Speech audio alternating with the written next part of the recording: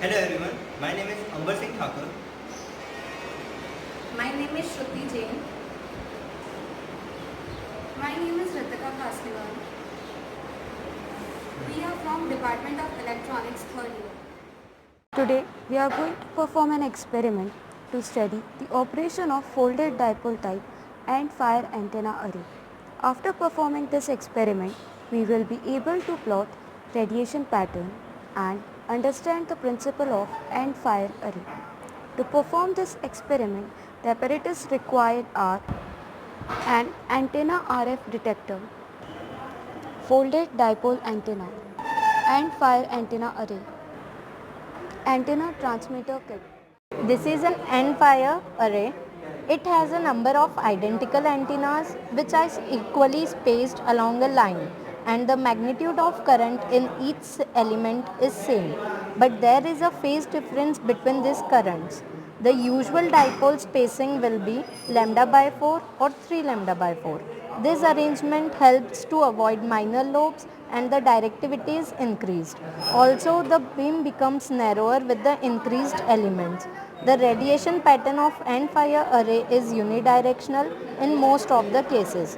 Directivity of end fire array is 4 into n into d upon lambda, where d is the distance between two adjacent elements, n is the number of elements in an array, and lambda is the wavelength. Half power beamwidth of end fire antenna is 53.3 under root 2 upon 4 into lambda. Now I shall introduce you apparatus for this experiment. This is the antenna transmitter kit. We will be using it to transmit our electrical signal to the end fire antenna over here. So here we are using end fire as a transmitter antenna and folded dipole antenna as a receiver. This is the antenna detector, and for this experiment we will be keeping it at a distance of 15 cm from the transmitter kit. So now we are going to perform the experiment. First of all, we are going to turn all the knobs we are seeing here, like the one over here which is connected to the tone generator. We'll set it to max. The second one is connected to the RF generator. This knob will be set to max. And now we are going to adjust the current.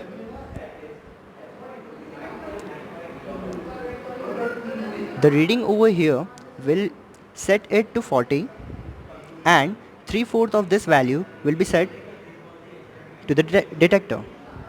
Now this here is the antenna mast.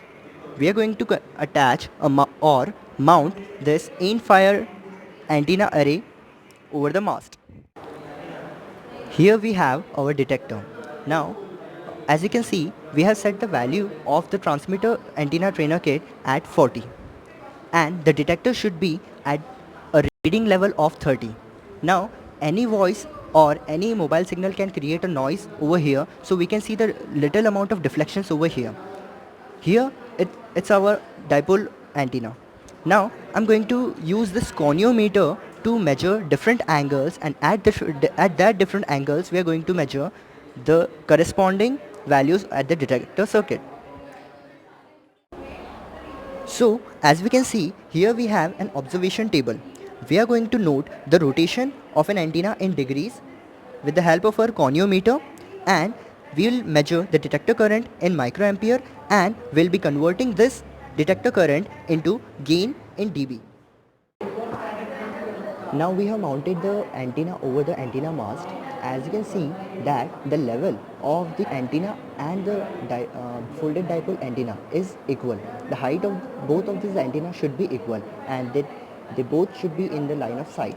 Now we will start measuring the angles and the corresponding microampere current on the detector circuit. So first of all, as you can see here, that at 0 degree we'll be noting down the value at the detector. So at 0 degree, the detector current over here is 30 microampere. So we'll note it down and we'll move towards 10 degrees, and as you can see here, there is a deflection in the detector circuit. So if I'm the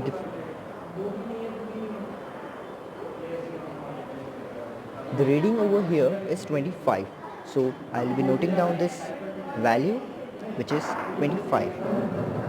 Now moving over to 20 degrees, and the next value we receive is 22. So we'll be noting then 22, and moving over to 40. The value is below 10, that is 6. So we'll move down further to 60, and here you can see it's reaching 0 but not exactly 0, it's still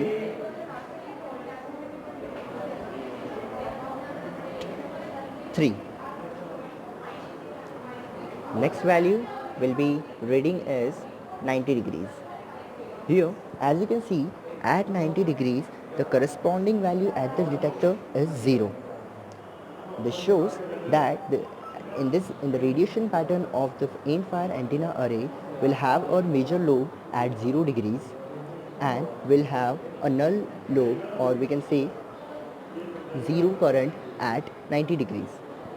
Now we'll be moving our goniometer to 110 degrees and we'll note the value at the detector, and this value is again 1. It's increasing.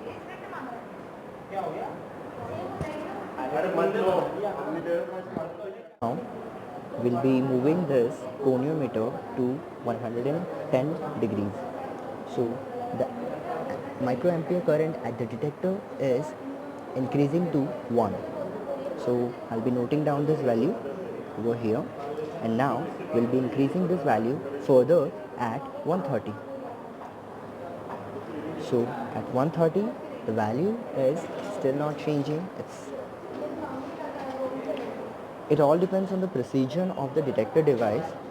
See, the value is still changing, but due to some interference we'll be noting down this value at some other angles. So I'll be moving it over to 140, and as soon as it reaches to 140 we'll see a value of 3. Moving it further to 160, and you can see over here the value has reached at 15. This is the deflection in the detector circuit. Now I'll be moving this goniometer at 180 degrees, and as you can see it's reached a value close to 30 microampere. So from this again we can make a conclusion that at 0 degrees and at 180 degrees we are getting the maximum value at the detector. So we can say that the major lobe will be formed at 0 degrees and 180 degrees. Now we'll be verifying this for some more angles. So I'll be shifting the goniometer towards 200 degrees and I'll be noting down the values. As you can see, the value has lowered down to 19. So I'll be writing down this value, which is close to 19. Okay. Now further down, the value at 230 is approaching 0, but not exactly 0, it's a 4. So at 230 the value is 4 at the detector. Now I'll be moving this goniometer to 250, and you can see here that it's moving towards 0 but not exactly 0. So the value at 250 is 1. And now once I increase the value at the goniometer at 270 degrees, we'll see that the RF detector is reading the value as 0 microampere current as detector current. So from this there's one more conclusion, that at 90 degrees and at 270 degrees we won't be seeing any detector current in the RF detector. This means that no major lobe at the 90 degrees and 270 degrees angle. So we'll be increasing our angle again at an interval of 10 degrees, and we'll note the value at 280 degrees. So we can see here that there is a very minute amount of deflection at the RF detector. The value at it is 1. Now we'll be measuring the corresponding value at 300 degree. As soon as I make this goniometer to move at 300 degree, you can see the deflection. There is a minute deflection. It's again 2. Now I'll be moving this goniometer at 320 degree, and we can see that there is deflection over here, and see the value over here is close to 6. So I'll be noting down this value at 320 degrees. We are having a current of 6 ampere. Now I'll be moving this to 340 degrees, and at 340 degrees we are having a value of close to 18. Now again moving this goniometer to an angle of 360 degree, we can see that it has reached close to 28, 29, 20, 24, 25 I guess. Yes. See, because of some interferences, see, as you can see, there was a deflection towards 30. It's approaching towards 30 again. Just because of some deflections, we can't be sure about it, the values. So here the conclusion from these readings is simple, that at 0 degrees and 360 degrees we'll be observing major lobes, and at 90 degrees and 270 degrees there won't be any major lobe. As you can see at the observation tables here, all our readings are mentioned. We have taken note of these readings. We will be converting this detector current readings in gain and dB, and we'll be noting down, and after this we'll be showing you the radiation pattern of the aim fire antenna. Now, this is the radiation pattern of end-fire antenna array. Looking at this radiation pattern, we get maximum detector current at 0 degree and 360 degree. Also, the maximum current by the radiation is 30 microampere. And the minimum point of this radiation patterns are 90 degree and 270 degree.